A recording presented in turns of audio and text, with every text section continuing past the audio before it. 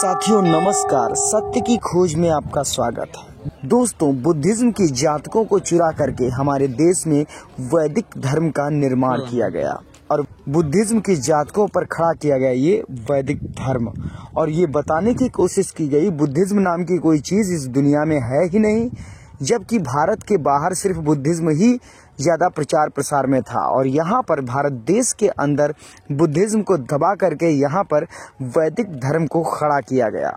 जो बुद्ध विहार टूटे उनको जमीन में उनका मलबा दबा दिया गया, जो बुद्ध विहार दबाए जा सके उनको ख़त्म कर दिया गया और जो बुद्ध विहार बदले जा सके उनको बदल करके कहीं पर कोई देवता बना दिया गया तो कहीं पर कोई देवता बना दिया गया।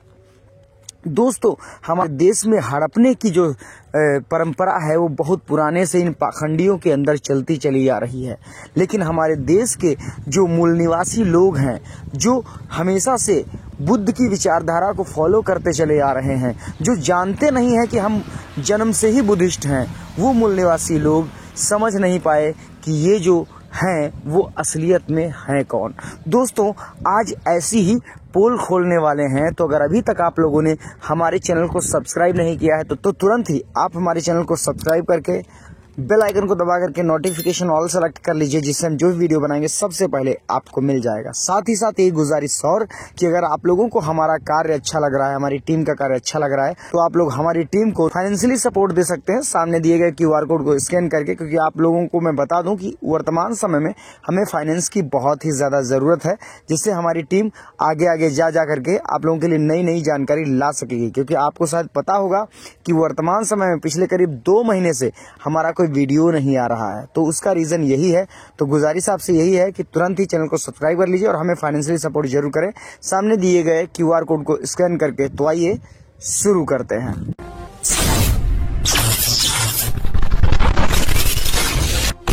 साथियों, हमारे देश में वैदिक धर्म के नाम की कोई भी चीज एग्जिस्ट ही नहीं करती।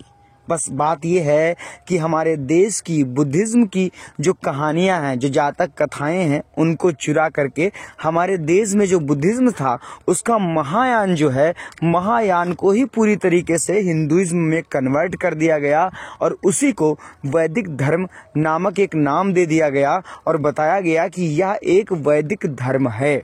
अब तो कुछ यहाँ के लोग उसको सनातन धर्म के नाम से भी जानने लगे हैं।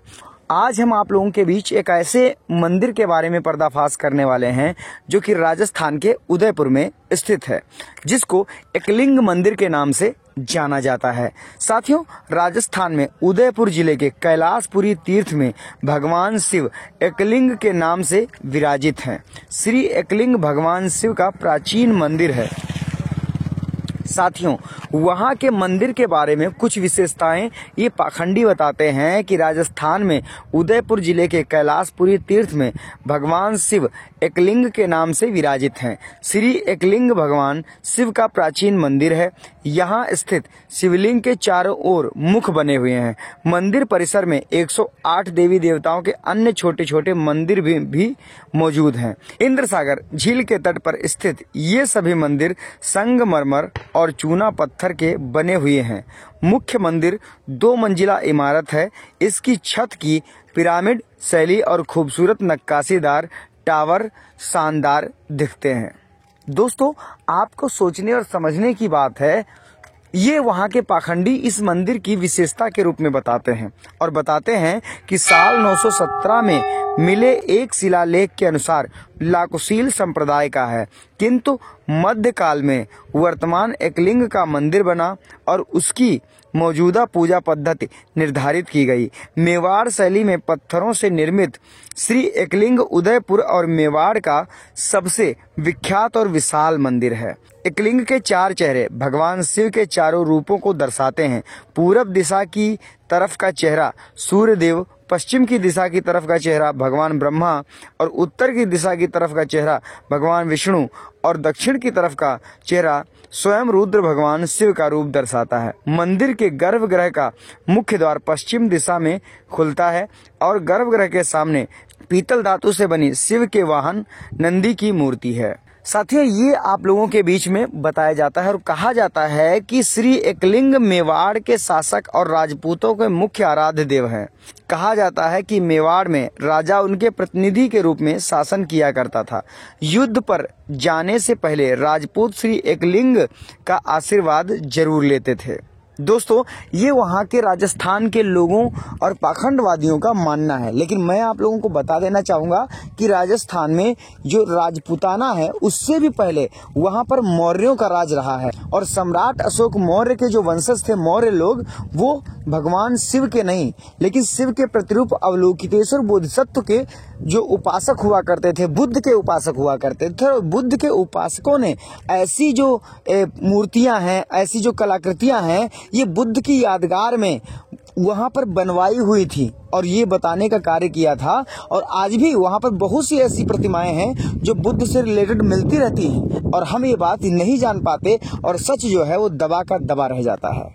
दोस्तों, सम्राट अशोक मौर्य के वंशजों ने वहाँ पर बहुत अच्छी तरीके से बुद्धिज्म के महायान को बढ़ावा दिया और बुद्धिज्म के महायान को एकदम से ऊपर उठाने के लिए उन लोगों ने वहाँ पर मूर्तियों का निर्माण करवाया। तो उन्हीं लोगों ने इस मूर्ति को बनवाया जिसमें बोधिसत्व, जो बुद्ध के बोधिसत्व थे, उनके चारों अलग अलग चेहरे प्रदर्शित किए हैं और दिखाने का कार्य किया है, समझाने का काम किया है। ये कोई शिवलिंग नहीं है, ये बुद्धिज्म कलाकृति है जिसको देख करके आदमी दूर से ही पहचान लेगा कि जो चेहरा है वो बुद्धिज्म का है। जिसको ये मनुवादी शिव बोलते हैं वो शिव थे ही नहीं।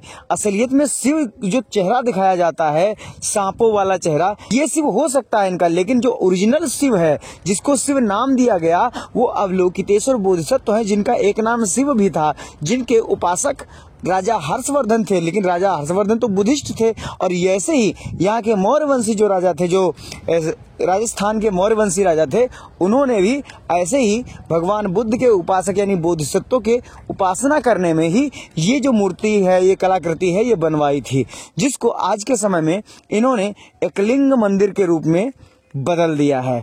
दोस्तों, आपको सोचना है, आपको विचार करना है कि आपको करना क्या है। इसीलिए कहते हैं ऐसी जगहों पर जरूर जाइए जिससे अन्य जानकारियां भी आप लोगों के बीच में आएंगी। दोस्तों, क्या कहना चाहेंगे इस वीडियो के बारे में कमेंट बॉक्स में जरूर बताइएगा। मिलते हैं अगले वीडियो में, तब तक के लिए नमस्कार।